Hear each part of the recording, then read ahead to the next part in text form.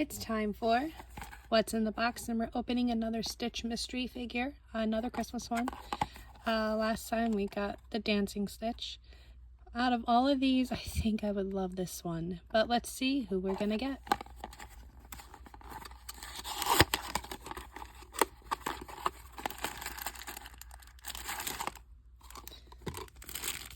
Oh,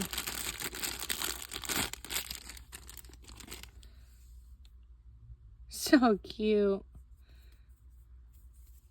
Why do they have to make him adorable?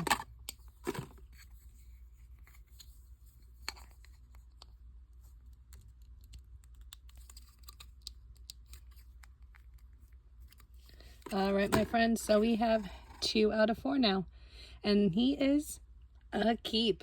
I'll see you all in the next video. Bye.